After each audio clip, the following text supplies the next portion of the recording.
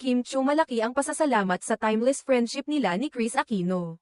Binahagi ni Kim Chiu sa kanyang Instagram ang ilang mga larawan mula sa kanyang pagbisita kay Kris Aquino, ang tinaguriang Queen of All Media, kasama ang host ng Eat Bulaga na si Miles Ocampo. Sa caption ng kanyang post, ipinahayag ni Kim na kahit lumipas ang panahon, nanatili pa rin ang kanilang matibay na pagkakaibigan kay Kris.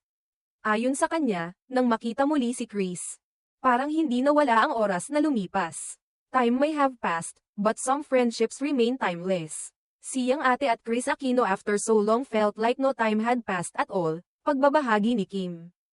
Binanggit din ni Kim na nakakataba ng puso na makita si Kris na nakangiti pa rin, kahit patuloy nitong pinapanday ang kanyang laban sa karamdaman.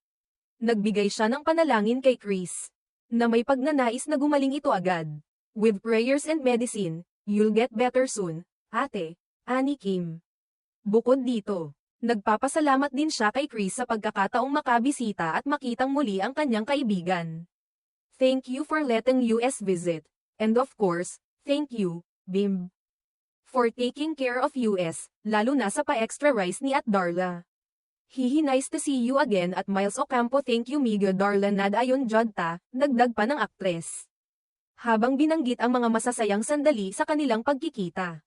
Hindi rin nakalimutan ni Kim na pasalamatan si Kris sa isang espesyal na regalo na ibinigay sa kanya, isang malaking stuffed toy na may kahulugan para kay Kim. Ipinakita pa ni Kim sa post ang kaligayahan niya sa regalo at naisip na, ang laki pala nito. Haha, natila isang masayang reaksyon sa laki ng ibinigay na toy. Nagpatuloy siya sa pagpapahayag ng pasasalamat kay Kris sa kanyang kabutihan at sa lahat ng tulong na ibinigay sa kanya. And also I am always thankful for you ate for everything. Love you so much. Masayang sambit ni Kim sa kanyang post. Ang post na ito ni Kim Chiu ay nagpapakita ng kanilang magandang relasyon at ang malalim na pagkakaibigan nila ni Kris Aquino.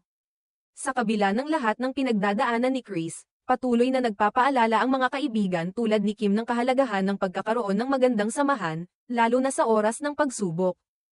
Ang pagbabahagi ng mga ganitong simpleng sandali ay nagdudulot ng kasiyahan at pag-asa sa mga taga-suporta ni Kris, at gayon din sa mga tagahanga ni Kim. Ito ay patunay ng tunay na pagkakaibigan at suporta na hindi kayang patagilid ng anumang pagsubok. Sa kabila ng mga pagsubok na dulot ng sakit ni Kris, patuloy niyang nararamdaman ang pagmamahal at suporta ng mga taong nagmamahal sa kanya, at pinapakita nila ito sa pamamagitan ng mga simpleng pagbisita at mga saloobin ng pag-aalaga.